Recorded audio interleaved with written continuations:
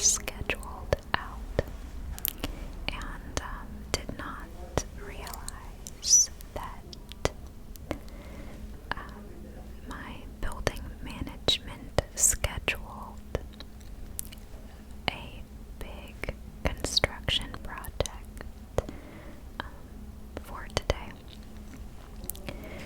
So I live in a multi-story building, and they are installing a new staircase just outside, like right there, just outside. So yes, today's video is the next installment in the story of a time in my life when I fell in love with someone. So if you haven't watched the first part, I'll link it below, but it's mostly just context, like very little of what I shared in that video advanced the story. Not advanced, that makes it sound like I wrote it. None of the major plot points were shared in that video. I ended up just giving a lot of context, more than I really meant to, but at least now you have that context, ample context, going into this next part of the story. Most of the story I hope to cover. I hope to cover it all in this video. But that was my intention last time too, and things went off the rails a little bit, admittedly.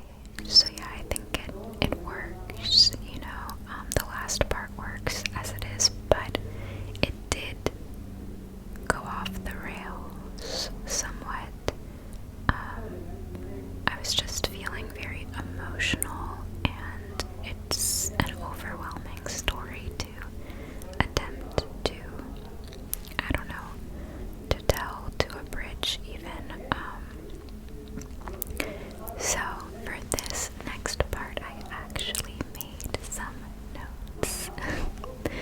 I prepared ahead, just to keep myself on track, make sure that I don't spend too much time on camera just trying to remember and work out the order in which things happened, which details I don't want to omit, things like that. So I wrote out several pages of notes just to make sure that I stick to the topic. So I'm going to alternate between speaking off the cuff, just whatever pops into my head, and reading more directly from my notes. It'll depend on whether I have additional thoughts, or now there's a helicopter in the mix. It'll really just come down to whether I just left myself a little bullet point, like just a little something to jog my memory, or maybe something else occurs to me and I want to share more, I want to elaborate, or maybe the thought is fairly fleshed out already, like when I was sitting down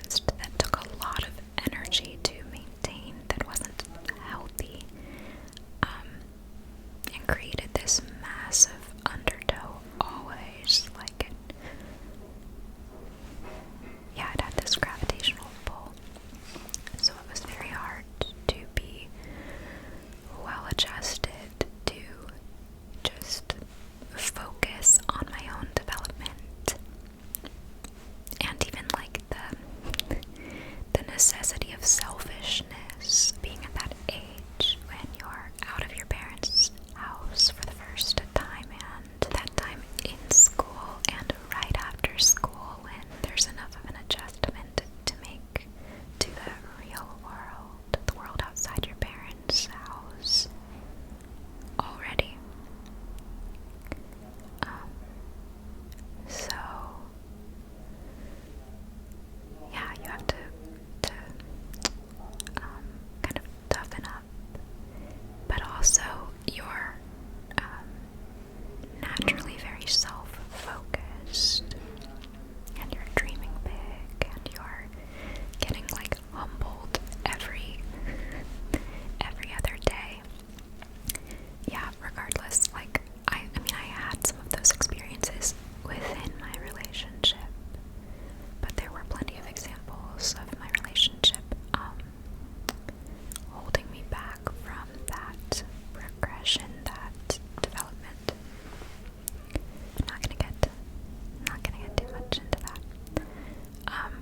Okay, yes. So as I was saying, this super formative time was dominated by this all-consuming relationship. And then I started taking a class, like I talked about in the last part, and I met this really beautiful person. And like I talked a lot in the last part about how I knew I wasn't happy in my relationship. I'd known for a while. I remember there was a couple with whom we were spending time as a couple. Benjamin and I. I'm gonna stop doing you get it, Benjamin. It's a pseudonym. We were going on double dates with a couple, and I was really enthralled by them because in my eyes their relationship was real. And if you'd asked me to explain that, to put into words why, like, did that by comparison mean I didn't feel like the relationship I was in was real? I certainly thought it was very serious. So what was this feeling of envy? And it was not like a malignant envy, like I was enamored. I was like kind of in love with their love.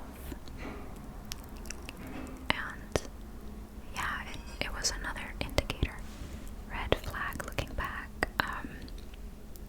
that something was off in my relationship. Something felt fraudulent, ersatz about it. Yeah. And then that couple actually broke up. And that was very confusing for me. Not that a relationship is ever like on the inside how it looks on the outside, but on the outside I thought they'd had so much going for them and seemed to be on the same page as each other in ways that, if I was honest with myself, Benjamin and I weren't. And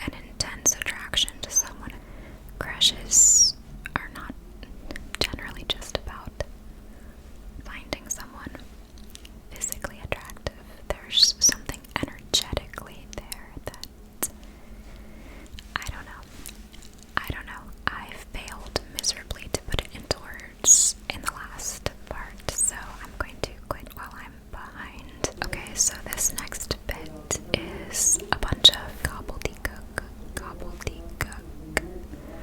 So I'm just going to read it off as it's about, my first impression of Finn. I didn't understand my fascination with him, and these notes I'm not trying to be like, it's not good writing, it's just like me telling you what happened, so please excuse the messiness of it. It's all very colloquial, not a super polished retelling at all. I didn't understand my fascination with him. It didn't feel like projection because I didn't really understand him at all. Okay, so, when you meet someone and immediately, this is kind of what it felt like with Benjamin. Maybe this has never happened to you, but like, we see it in art a lot, in media a lot, when you meet someone and immediately think, wow, they're perfect, they're everything I always wanted, romantically in someone. I didn't have that with Finn because he felt like foreign to me. I don't know how else to explain it, but it's not like he like checked all these boxes right away. If anything, I had a hard time figuring him out. Yeah, I didn't get that. It didn't feel based in validation seeking either because we didn't speak or interact at all in those first few classes. I preferred it that way. I was feeling super shy, so I kind of wanted to be vapor. I wanted to disappear sometimes. Like when the teacher called on me, I was very anxious.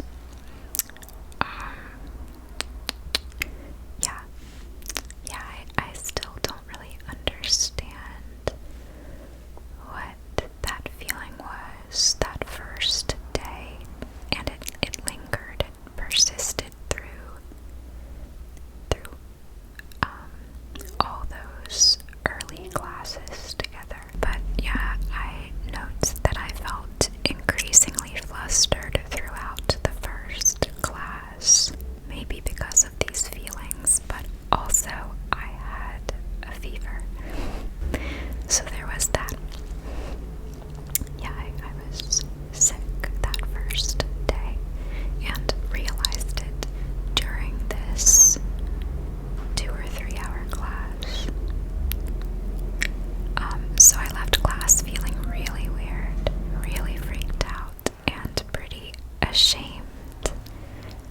Not just because I felt like maybe I'd said something stupid in what amounted to a waking fever dream. That really was the end of that class. Whatever the equivalent, walking pneumonia, I was a walking fever. Yeah, that sense of embarrassment, of shame, went deeper than that. What did I say? Yeah, it was deeper, and I felt it when I got home. Yes, okay. I felt really bad when I went home. I got home and I saw my partner of the time, Benjamin. I saw Benjamin cooking. He was in the kitchen cooking us dinner, and I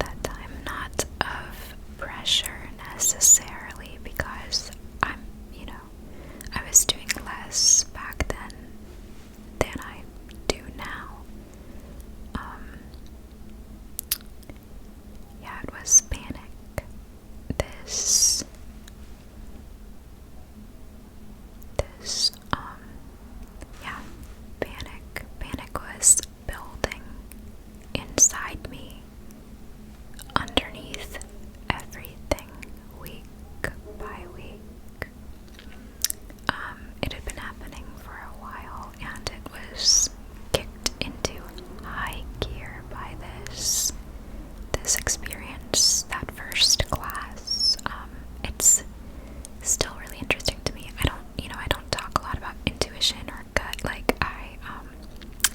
That's just not really my language for things. I tend to look for rational explanations to things, not because I think that's like a superior way of doing things, but because I'm incredibly self-doubting.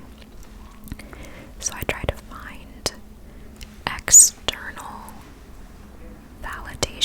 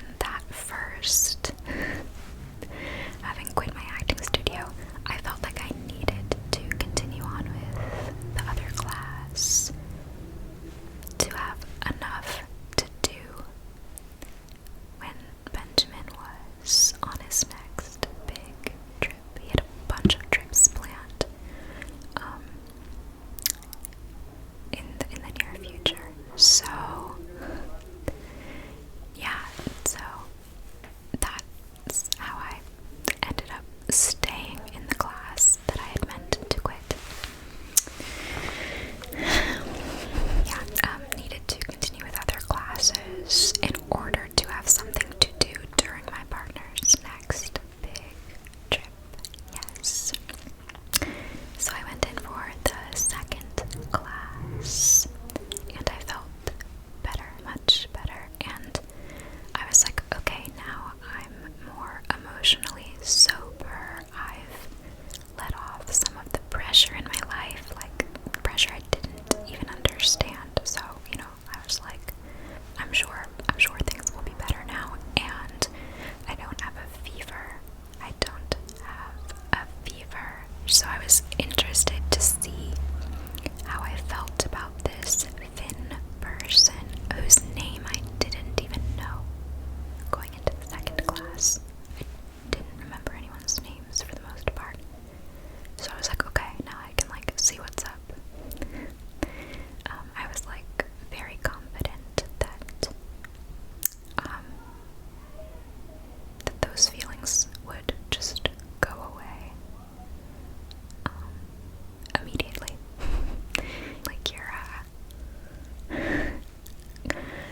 Just, when you're like, this is how it's gonna happen. When you're like, I can make this go away. I can rationalize this away. So the second class happened, and I got a good look at him in all senses. Got to listen to him talk more, just to see him interact with people more. And I really, really liked him.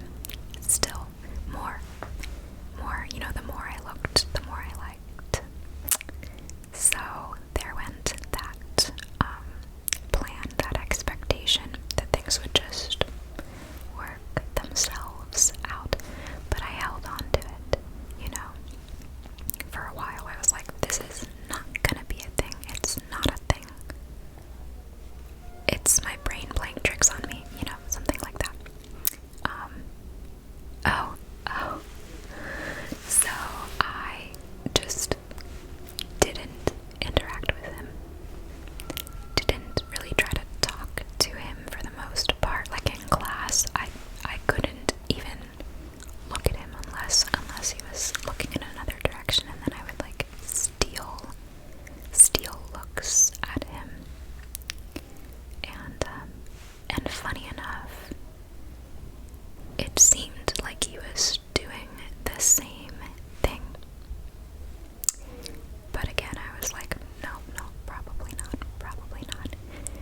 And then I went on a break in the second or third class to the restroom.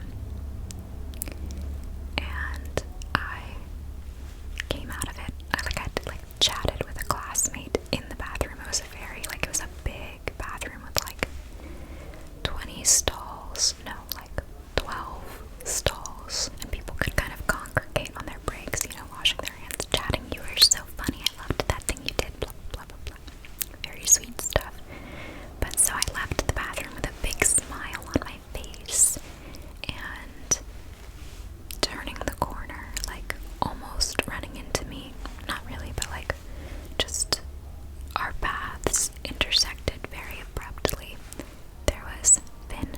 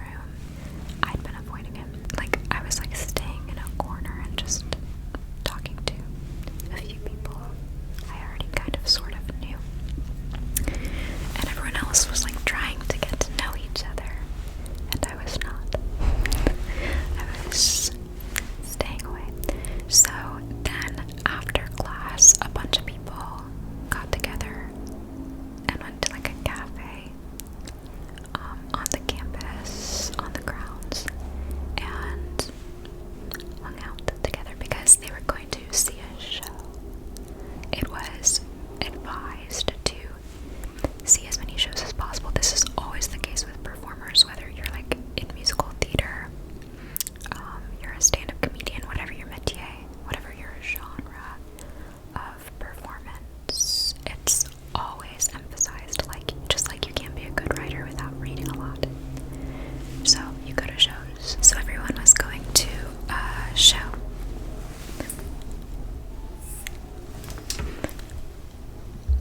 I'm gonna change the light around a little bit. Yeah, there we go. So everyone was going to a show, and I was also going, and so was Finn. So in my mind, I was reasoning to myself, I was like, okay, you're not going out of your way, but it's a group thing. It's a group thing, you know, you get to just, you know, hang out with him alongside your peers. And I think what I told myself was, I have it here, I resolved to stay away, not to flirt with him, keep it civil, social, professional in this group setting. But what I could do was ask him questions. I loved, like, if I like someone, I love to ask them questions. I become, like, first we feast, like, I become a world-class interviewer, maybe even, like, I'm not so confident in the tone that I'm striking, that I would rule out that maybe I came across more as an interrogator. Can't rule it out. It's possible, because I can just be very, like, direct, very confrontational, kind of led by curiosity, but in, like, a fiendish way, just, like, I think I'm playing it cool. But as a person, I don't actually have any idea how to do that. So, like, we all know that about me, right? So I was, like, probably just asking him a million questions, but I was suddenly, like, the world's best at this table, at this cafe, the world's best, like I was Graham Norton. I was asking everybody questions to make it seem like I wasn't just interested in him, because I didn't want to, like, spark, like, I didn't want to seem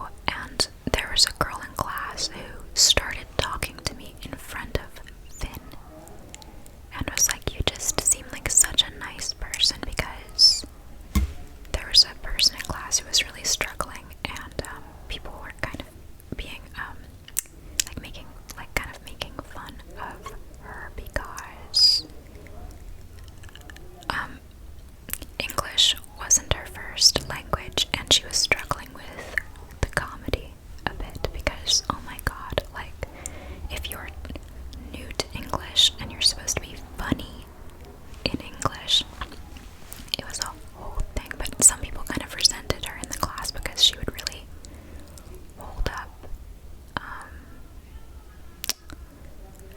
her scene partner's process because she needed a lot of extra coaching, extra attention. And so people didn't want to get up and work with her, but I made a point to, and not just me, like a few people made a point to be extra nice to her and jump up to work with her. And one of the girls who had originally been kind of mean, not mean, just kind of catty about this person, snickering behind her back. It's funny because you can, I guess, it's a good reminder to lead by example, because I think in her mind it was a ridiculous, unfair situation, and she told herself, this is unmanageable, this can't be navigated. And then when I and a few other people did make the effort to make it work with this other performer, I think sometimes it helps people work through something to see, yes, there is a kind way about this. So it's funny because she made a point after that class to be like, you know what, and maybe she was working through something. Maybe she was just trying to bite the bullet, confront her embarrassment about how she'd handled it, but she was like, Remy, you seem like such a kind person, the way you perform is so kind and generous, or something like that. I don't know, there's I don't remember her wording, so it would be giving myself a compliment to guess, but the vibe was that she found it very wholesome. And I saw Finn listening. It was a huge boon to me, because I'm not always such a nice person. Sorry. It was a huge boon to me in my crush, because I'm not always such a nice person. I can be a bit of a pill, and if anything, I was, probably on my best behavior. But I will say that this girl, was friends with Finn from another class, a previous class. So, and when they were laughing at this classmate during one of her scenes, I looked over I was angry, and so I looked over and I was shot daggers at them with my eyes. So, yes, I was trying to be on my best behavior, but also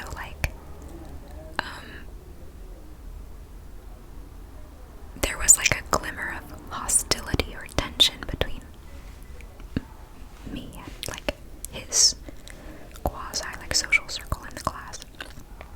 So looking back, I do think that I was just appalled. So yes, I was on my best behavior, but I do also think that my primary motivator for intervening and for making a point to be kind to this classmate was that I really was just I felt really bad for her and about the whole situation. So it could have backfired. I could have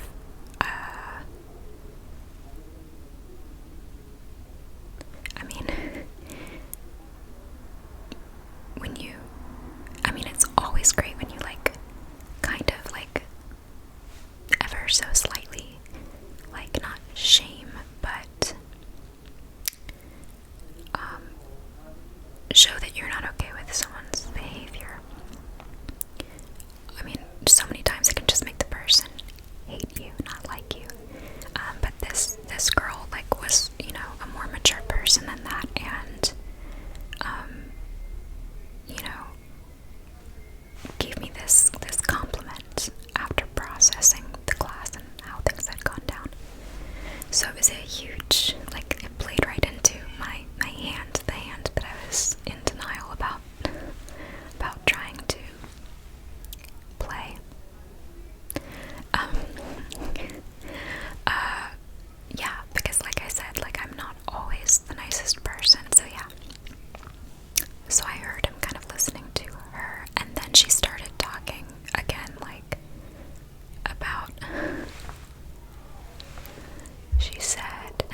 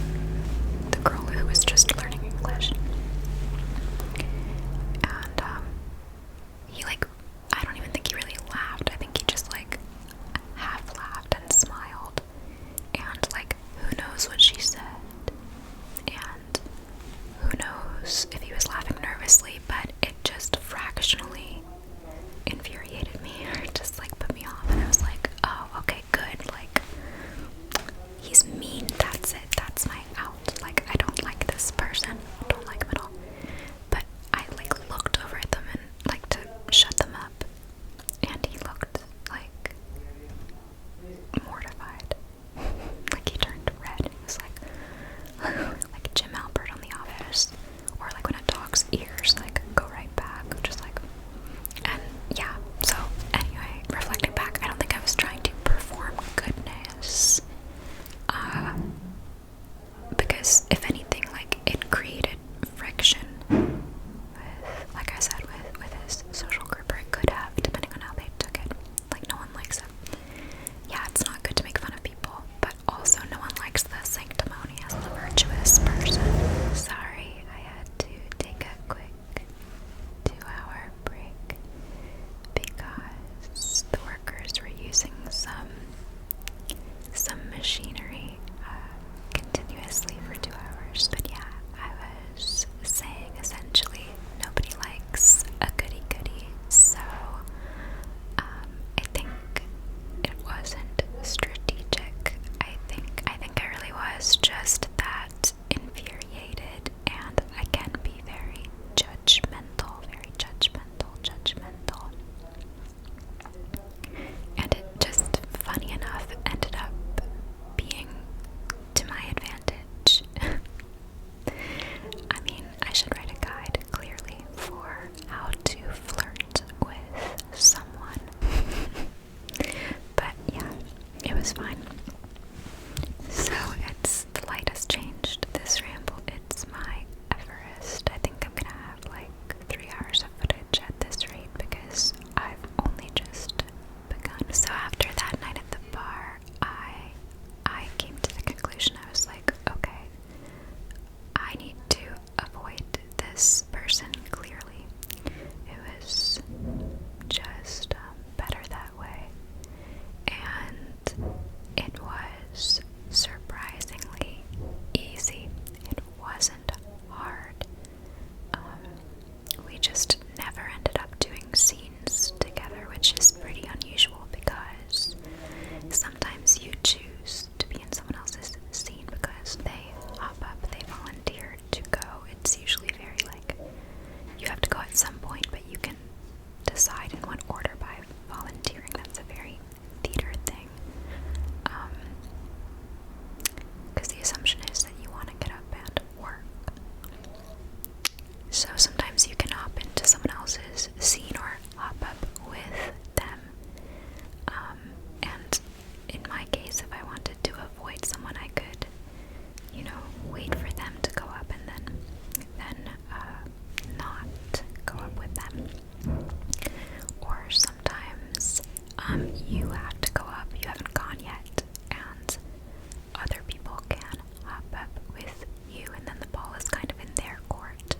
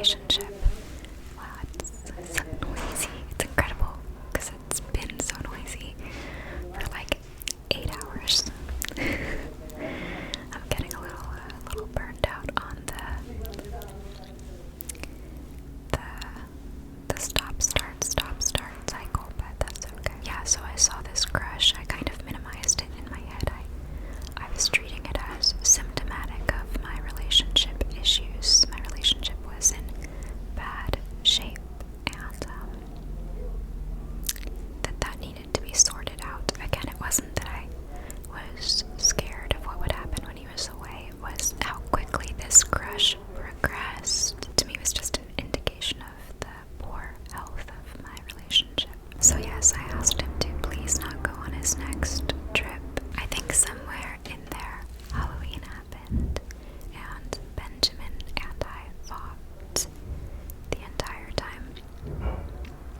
And I remember going to a Halloween party, and I so badly wanted Finn to be there. Not like in a dire way, just like when you really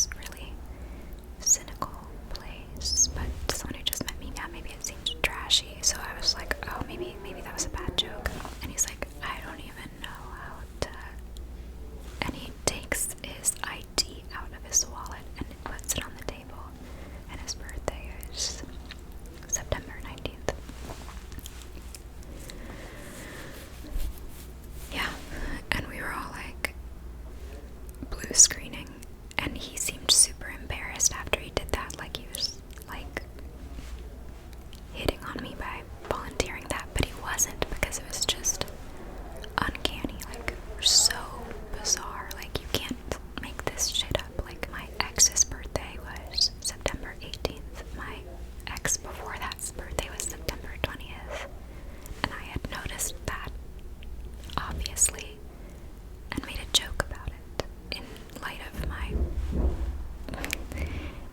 imminent breakup. Well, it was kind of in progress already, to be honest, but like technically it was imminent. Enough so that I knew, and I was starting to talk about it, starting to own up to it. So I was stunned, flabbergasted, and the friend was like, wow, like, didn't know how to react either. And the person who was, I think, interested in me, I'm sorry about this, he was enraged. You could tell he was so annoyed.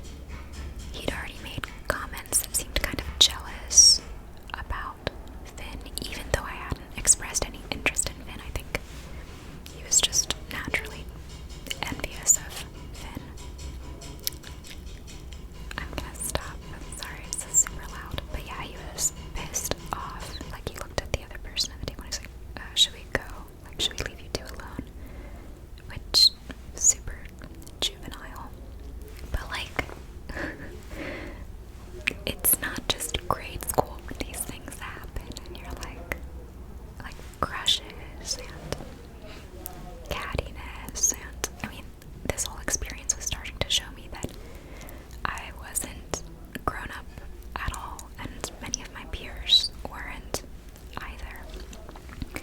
And so, like, it's funny because I felt like I had missed this developmental stage, and now I was back. Like, this crush pulled me back into going out with people when I'd been super isolated in the relationship. Suddenly I had this carrot, you know, this incentive to go out, cultivate these friendships. So it was already starting to change me. I already was starting to feel young, my age, you know, like I was really present in my life and living it, which is a very selfish thing to say. Like, of course infatuation does that.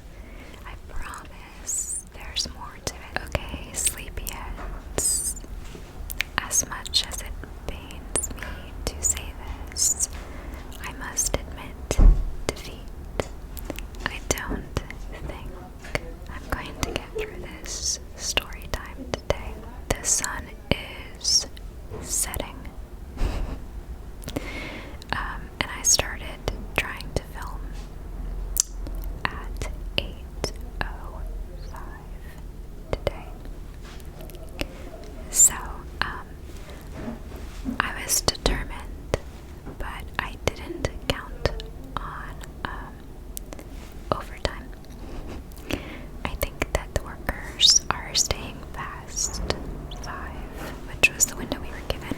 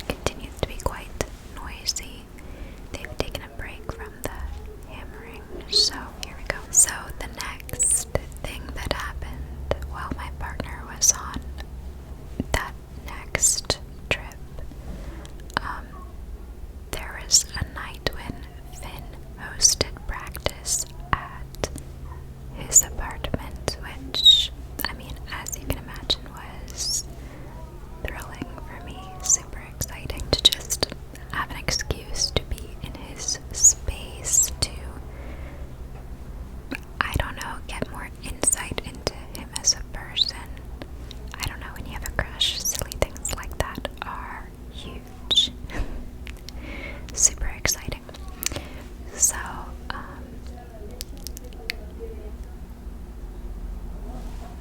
and that was the first time, because I really had stuck to the rules I'd made for myself. I wasn't like reaching out to him.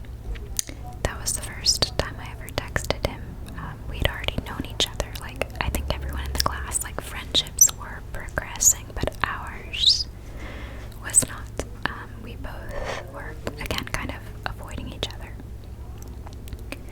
And the first time I ever texted him was just to ask a parking question about,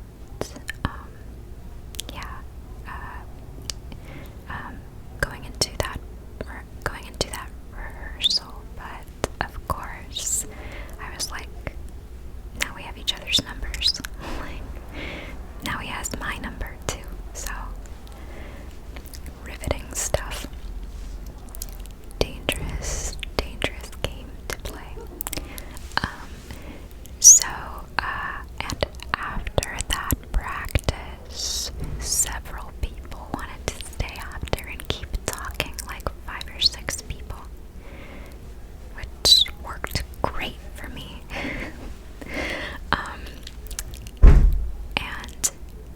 And Finn made us all tea, and we just stayed and got to know each other better, which was like the best. I was having such a good time because it wasn't, breaking any of the rules. I was just getting to know this group of people. And I also, I wouldn't have wanted to be alone with him at that point anyway. I was so nervous, and I was so shy around him, racked with anxiety, plagued by guilt. So, it was just less pressure to all be in a group, because I can, tune into everyone else in the group and get excited to listen to people's stories. I can kind of be vapor a little more. I mean, never truly, in a small group, you're part of the conversation, but in moments you can recede into the background and just watch someone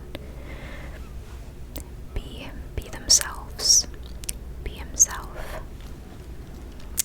And so I got to do that, and it was a real treat, and I got to know more and more about him. I had been getting to know more and more about him over, the weeks, in bits and pieces.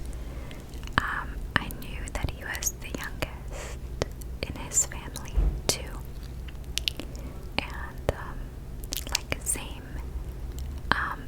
same birth order, lots of really interesting similarities. We were very different people in terms of our personalities, but in terms of our outlooks, which is a very nuanced distinction to make. I don't know really if I can, if I'm super clear on it, but we had a lot in common in terms of how we saw the world,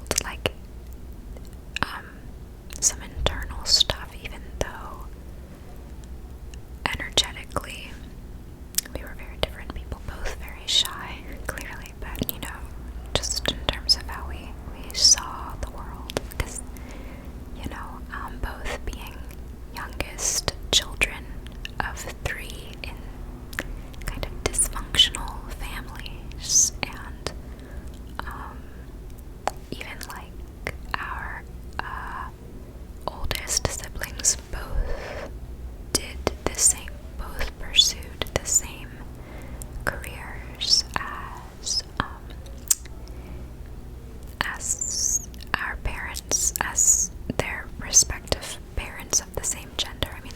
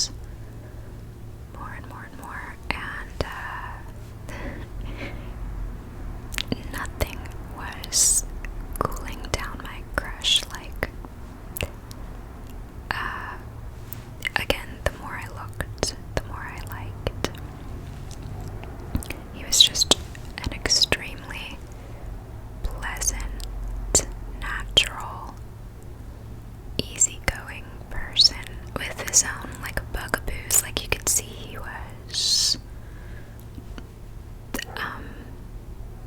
stubborn, very strong-willed, could kind of feel like an old man, sometimes like finicky, but in general just really affable, like a total Hufflepuff. But with like, you know, he was really genuine, but had the cleverness to be really sarcastic when he wanted to be. Okay, I'm gonna stop trying to explain it, but yeah, I was in deep. And we just got to know each other more that night, and before that, we were very awkward around each other. Like, even if we were walking the same direction to our parked cars. I mean, he didn't have a car. I discovered he rode a motor bike. It's like a motorized scooter, like a big old like 80s Honda, so it's like substantial, it's heavy and big, but he would ride around on that. And sometimes like we were parked in the same general direction after class, and we would walk toward our respective vehicles, and the other people in the class would kind of peel away, and there was this tension. Again, I did not know to what to attribute it, but I knew what it was on my end. But maybe, again, I was leaving room for the possibility that I was acting super strange and it was freaking him out. Maybe he was an empathetic person picking up on some really high-strung energy, high stakes emanating from me. Who knows? So yes, this night at his place drinking tea, one by one people were peeling away, and some people were really enjoying the conversation and staying. I remember opening up about the fact that my relationship, I think, was coming to an end, and because again, that other guy was kind of poking around, prompting the conversation. I think he wanted my relationship to be over. And I was starting to really acknowledge it, and I was like, yeah, we have a great relationship. I really respect that person, but I'm thinking we work better as friends. Like, I remember I like still at that time thought very highly of this person, of Benjamin, so I was just really confused. It was hard to put into words what the issue was, but I just took the easy explanation, the easy way out. And I was like, you know, he's gone all the time. Like, he travels a lot. And it just, I don't know, I'm alone a lot. It doesn't feel like a good fit for this time in my life. Like, if we had more of a life together, something more established. We were married with children, but like, I'm just alone a lot of the time in my young adulthood. So, and like, obviously that doesn't have to be the death of a relationship. Like, people can make those situations worse, so it was a cop-out on my part. I didn't really know how to explain what was so deeply wrong with the relationship. But I remember, at that time, yes, I thought very highly of Benjamin, and was just trying to explain to people, like, I think I took on a lot of the responsibility. I was like, I just can't handle it, you know, like, I can't handle the situation, or I'm, you know, something like that. So we were all like opening up, like other people were opening up too in this group of 5 or 6. Another person in the group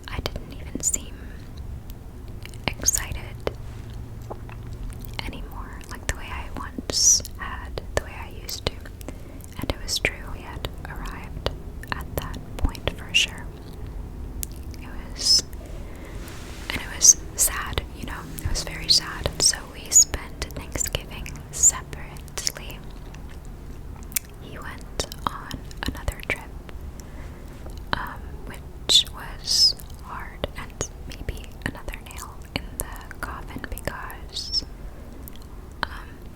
it was always difficult to get him to spend Thanksgiving with my family. Like, it always felt like a chore. And that was the important holiday for me. Like, this was family in Arizona whom I only saw at Thanksgiving each year. So we spent it separately, and I specifically remember the drive back. It's a long drive. Sometimes it can take, with holiday traffic, 10, 11 hours. And I specifically remember on that drive back, I could not get Finn out of my head. Like, I almost felt unsafe driving. I was having such elaborate, vivid daydreams about him. Yeah, just pure fantasy. Replaying little moments, little looks, whatever in my head, gathering evidence that maybe underneath is poker face or whatever. Maybe it was a poker face, belying the fact, hiding the fact that secretly he was interested in me too. Very wishful. But regardless, it was just clear to me when I arrived home. I was like, okay, this crush is not going anywhere. I don't even know if it's like a crush anymore, you know?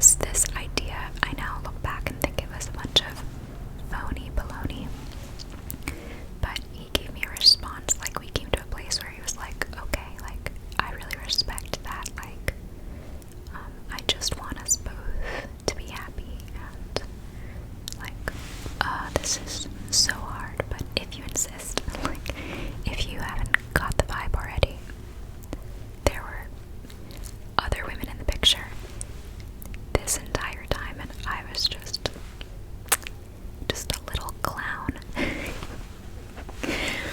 Like, doing my due diligence, being like, I think that we should be clear that we're now going to be free to pursue other people. And he's like got his hand over his other girlfriend's mouth, and he's like into the phone, like, oh, that sounds really nice. Super dark joke.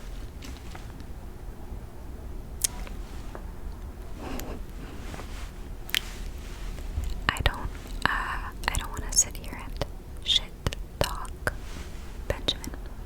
It just brings out a bad side in me, and that relationship is over. I'm out. I'm happy. So there's no need, there's no need to shit talk him. It just brings out a lot of the anger that I'm still processing, and I want to be sure to speak from scars, not from wounds. I think that's just a better place to speak from. I heard that once in some organizing work in which I participated. Speak from scars, not from wounds. So I'm out of that relationship now, and yeah, skirting all that. Just trying to stay focused on what's relevant to this story. So I think it makes more sense to stick to what I thought was happening at the time, if that makes sense. So I was like, okay, this hurts, this sucks, this makes me feel really guilty, this is messy, but we have some clarity, like we are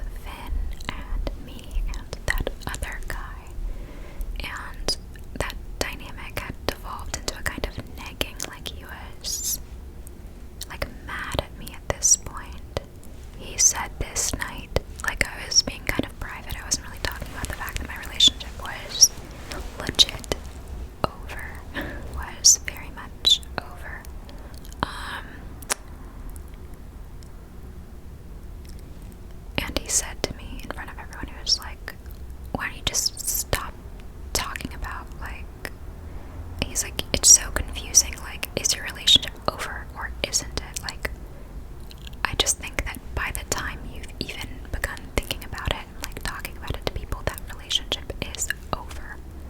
Like, there's no going back to him now that you've thought about leaving or talked to other people about leaving. Like, he was shaming me, like, basically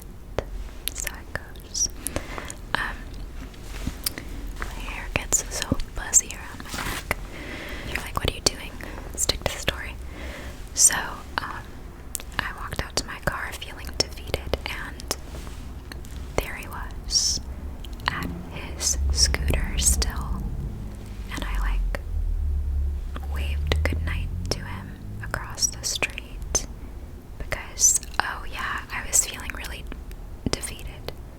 I don't think I'd stuck around so much expecting that something could happen with him, but to swerve, to shake off that other guy. And then I think things just happened in a way that made me feel really deflated. Maybe it was the things that guy said to me. Maybe I was just realizing, when you finally are able to go for something and you're like, oh, there are more barriers than I thought.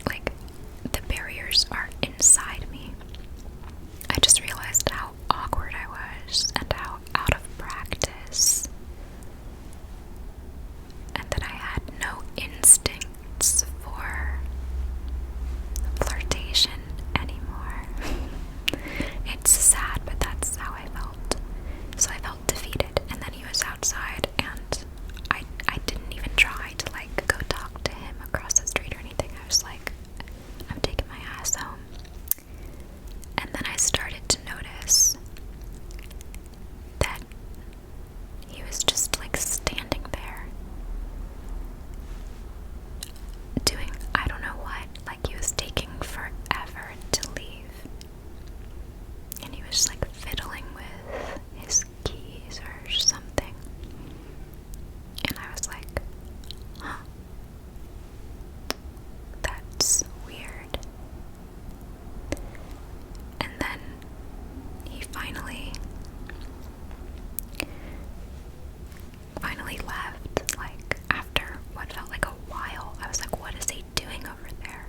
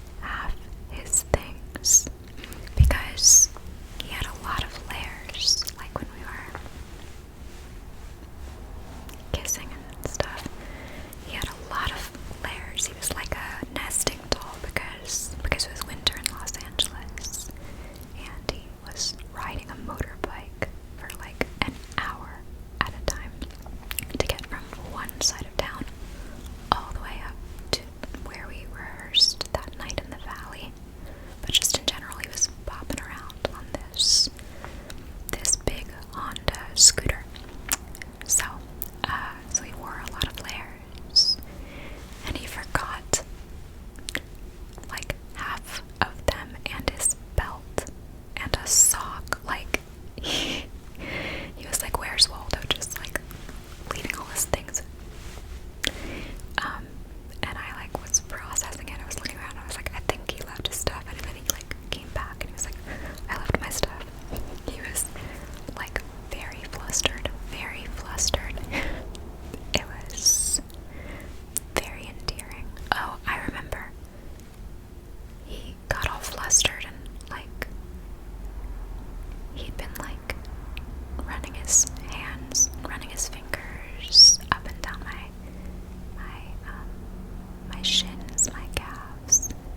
We were just like lying on the floor, and he was like, "Your skin is so soft," and this is a lot. I hope this isn't too much, but he was like, "I always wondered what your skin felt like," and then it was like in the moments right after that, when we were looking at each other, that he got super freaked out. Super freaked out. Something inside him, alarms were going off, and he was like, again, just like a puff of pew, a little spurt of smoke.